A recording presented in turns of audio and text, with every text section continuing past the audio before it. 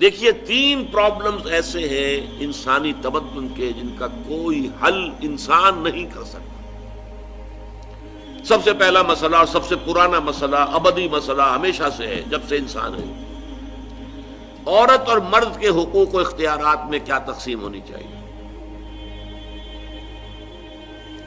آپ کو معلوم ہے افراط و تفریط، یا تو عورت کو ملکیت بنا دیا گیا، جیسے بھیڑ بکری جو ہے آپ کے لیے کھوٹے سے باندھ رکھی ہے، ایسے ایک عورت بھی باندھی ہوئی ہے، وہ آپ کی ملکیت ہے، اس کے کوئی حقوق نہیں، اس کا کوئی لیگل سٹیٹس نہیں، اس کا کوئی تشخص نہیں، کوئی ہے ہی نہیں۔ یا وہ انتہا ہوگی اور یا وہ انتہا ہے جو آج آ گئی ہے، بالکل مرد کے شانہ بشانہ، ساری تخلیقی مصلحتوں کو چھوڑا، ساری جو بھی انسان کی جو انیٹومیکل جو بھی ڈفرنسز ہیں ان کو چھوڑا، جو سائیکولوجیکل فرق ہے ان کی تخلیق میں، اس کو بھی ایک جیسے برابر، ایک قطن نہیں۔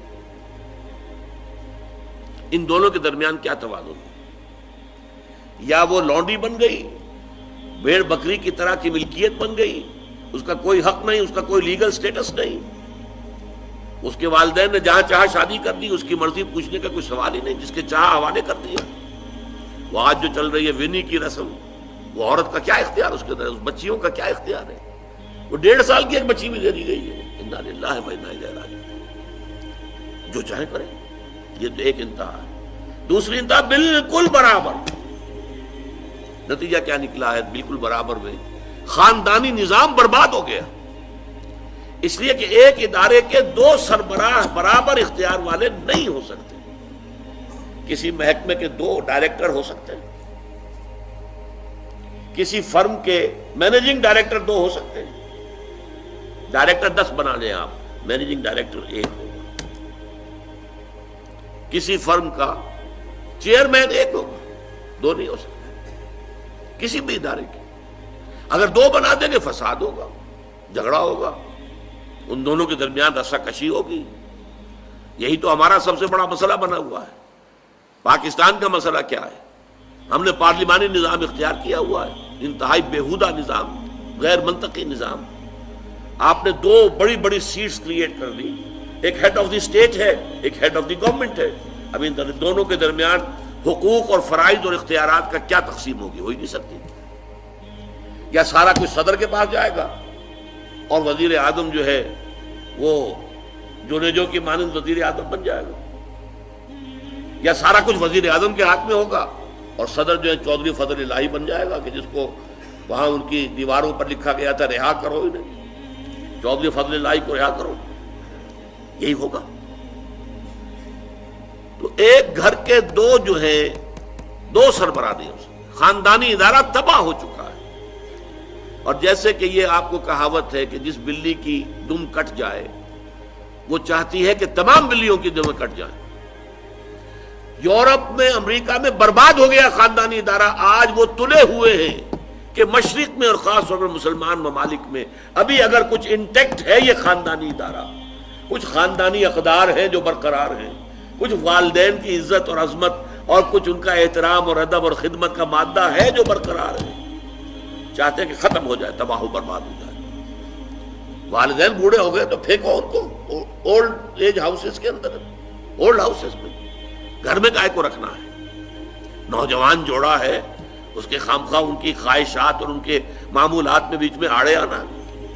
بوڑھی ماں جو ہے بولے بغیر رہے گی نہیں، دنگا فساد ہوگا تو رکھو اس کو وہاں پر اولڈ ہاؤس کے اندر۔ اللہ اللہ خیر سمجھ۔ یہ ہے اصل میں مسئلہ۔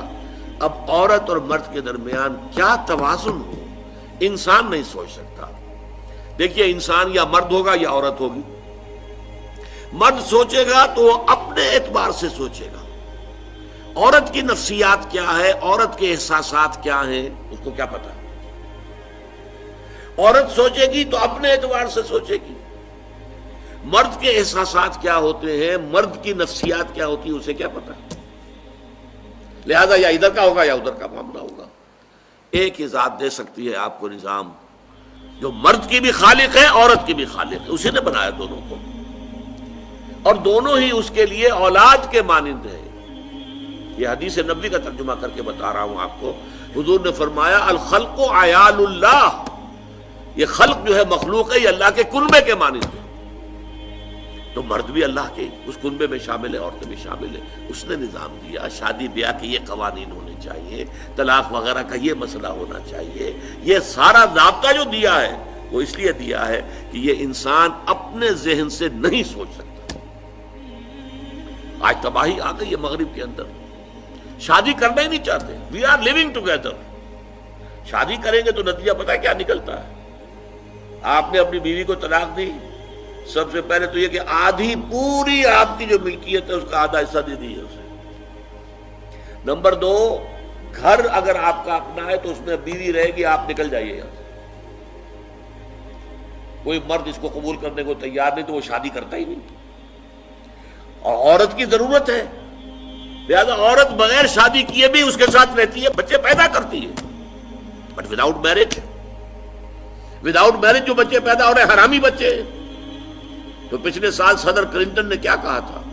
اس کا جو اپنا خطاب تھا نیو ایئرز ڈے کا، وہ خطاب کیا تھا؟ ان قریب ہماری قوم، امریکن قوم کی اکثریت حرام زادوں پر مشتمل ہوگی. یہ حرام زادہ ترجمہ کیا ہے میں نے، بورن وداؤٹ ویڈ لاک، شادی کے بندھن کے بغیر پیدا ہونے والے. خودی کو ہم حرامی کہتے ہیں، حرام زادے کہتے ہیں، اور کس کو کہتے ہیں؟ اچھا دوسرا مسئلہ، پہلا مسئلہ تو یہی ہے، پرانا بہت ہے، قدیم ہے. دوسرا مسئلہ، ایک ریاست ہے، ایک نظام ہے، اس کے کچھ اختیارات اور حقوق ہونے چاہیے. ایک عوام ہے، ان کے کچھ اختیارات ہونے چاہیے. عوام چاہیں گے زیادہ سے زیادہ آزادی ہمیں ملے، ریاست چاہے گی زیادہ سے زیادہ اختیار ہمارے ہاتھ میں ہو. اب جو کچھ ہو رہا ہے ترمیمات کے ضمن میں کیا ہو رہا ہے؟ ایک طرف جو ہے مشرف صاحب چاہتے ہیں زیادہ سے زیادہ اور طویل سے طویل میرا دور اقتدار ہو اور اختیارات جو ہے میرے ہاتھ میں آ جائے، گھنٹہ گھر بن جاؤں میں فیصلہ بات کروں. ساری کوشش ان کی ہے. اور یہ ARD وغیرہ کیا کر رہی ہے؟ نہیں، حقوق عوام کے ہاتھ میں آنے چاہیے. اب اس میں بھی توازن کیا ہو؟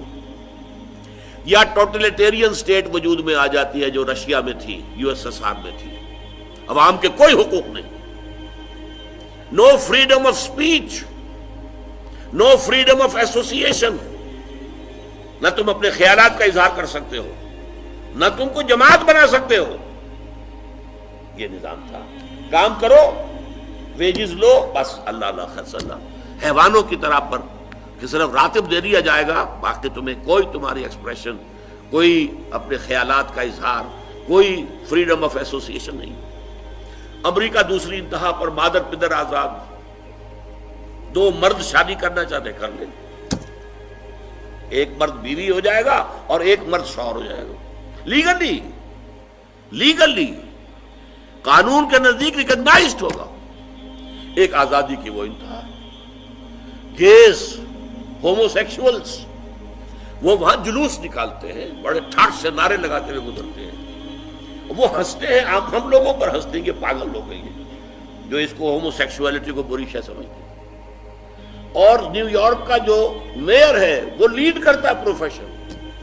کیوں کرتا ہے؟ اسے اگلا بھی الیکشن لڑنا ہے اور گیز کے ووٹس بہت ہیں.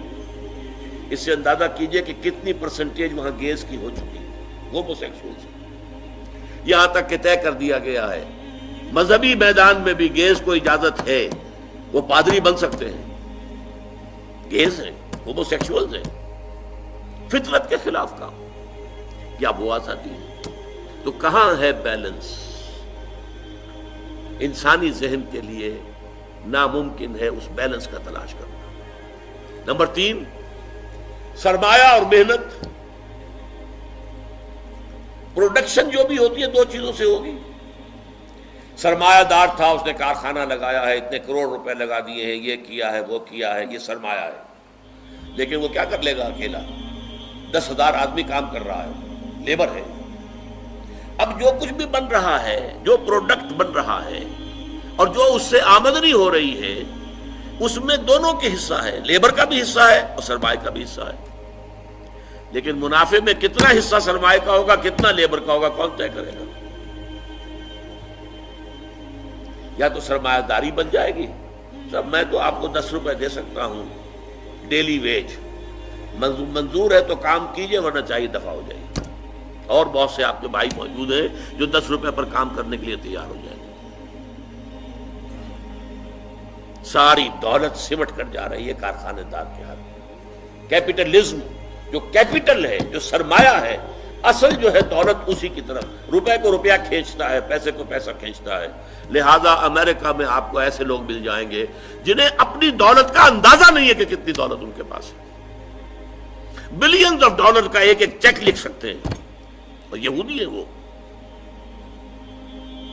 دوسری طرف امریکہ میں آپ کو گھیٹوز مل جائیں گے، گھیٹوز، اور ایک ہی جزیرہ ہے مینہٹن، وہ 11 میل لمبا ہے، چوڑائی کہیں 2-3 میل ہے، کہیں ذرا زیادہ ہے۔ اس کے ساؤتھ میں جہاں یہ 2 بڑے بلڈنگیں کھڑی تھی جو گرائی ہیں، جو بھی تھے دہشت گرد، یہاں پر یہ اس کا ریچسٹ حصہ ہے، پوری دنیا کی دولت یہاں جمع ہے، سارے بینک وہاں ہیں۔ اور اسی جزیرے کے شمالی علاقے کے اندر گھیٹوز ہیں، افرو امریکنز، کالے امریکی، یوں سمجھیے کہ سب ہیومن لیول پر رہ رہے ہیں، حیوانوں کی طرح زندگی گزار رہے ہیں۔ یہ ڈسپیرٹی نظر آ جائے گا۔ تو اب عدل و انصاف کی کیا شکل ہو؟ یا وہ ہے جو رشیا میں اور USSR میں تھا، یا یہ ہے جو امریکہ میں اور اس کے الائز کے اندر ہے۔ یہ ہے وہ مسئلہ جہاں انسان ہاتھ جوڑ کر، گھٹنے ٹیک کر اللہ سے دعا کرنے پر مجبور ہے، اے اللہ تو نے مجھے فطرت سلیمہ بخشی، اے اللہ تو نے مجھے عقل سلیم سے نوازا، اے اللہ میں نے تجھے پہچان لیا کہ کل شکر اور کل ثنا کا مستحق تو ہی ہے، اے اللہ میں نے تجھے پہچان لیا کہ تو تمام جہانوں کا پروردگار اور مالک ہے، اے اللہ میں نے تجھے پہچان لیا جزا و سزا کے دن کا مالک و مختار مطلق تو ہے، اے اللہ میں نے طے کر لیا ہے تیری ہی بندگی کرتا ہوں اور کروں گا، اور تو ہی سے مدد چاہتا رہوں گا، لیکن اے اللہ میں مجبور ہوں، میری عقل جو ہے میرا ساتھ نہیں دیتی، کروں کیا، چلوں کس راستے پر، کون سے راستے پر؟ یہ عملی حصہ ہے دین کا، وہ سارا تھا فکری، نظری، ایمانی حصہ، الحمدللہ رب العالمین الرحمن الرحیم مالک یوم الدین، یہ کیا ہے؟ یہ ایمانی، فکری، نظریاتی حصہ ہے۔ عملی حصہ کیا؟ اہدنا الصراط المستقیم، ہمیں سیدھے راستے کی ہدایت بخش، صراط الذین انعمت علیہم، راستہ ان کا جن پر تیرا انعام ہوا، تیرے پسندیدہ بندے جو ہوئے، غیر المغضوب علیہم، جو مغضوب علیہم نہیں ہوئے، ان پر تیرا غضب نہیں آیا، غصہ نہیں آیا، ولا الضالین، اور نہ ہی وہ سیدھے راستے سے بٹ گئے۔ یہ ہے سورہ فاتحہ کا مقام۔ گویا کہ اصل میں یہاں پر قرآن مجید، اس کے اصل مخاطب کون ہے؟ وہ سلیم الفطرت لوگ، وہ سلیم العقل لوگ، جنہیں قرآن کہیں کہتا ہے الذین یعقلون، کہیں کہتا ہے الذین یفقہون، کہیں کہتا ہے اولو الالباب، ہوش مند لوگ۔ یہ وہ لوگ ہیں کہ قرآن مجید اصل میں ان سے مخاطب ہے، اور وہ خود سفر طے کر کے اللہ کی ذات تک، معرفت خداوندی تک تو پہنچ گئے ہیں، لیکن اب عملی زندگی کے اندر رہنمائی کے لیے درخواست کر رہے ہیں، اہدنا الصراط المستقیم صراط الذین انعمت علیہم غیر المغضوب علیہم ولا الضالین۔ یہی وجہ ہے کہ فوراً سورہ بقرہ شروع ہوتی ہے، الف لام میم ذالک الکتاب لا ریب فیہ ھدی للمتقین، یہ ہدایت ہم تمہیں دے رہے ہیں۔ یہ قرآن جواب ہے اس دعا کا، اہدنا الصراط المستقیم صراط الذین انعمت علیہم غیر المغضوب علیہم ولا الضالین، آمین یا رب العالمین۔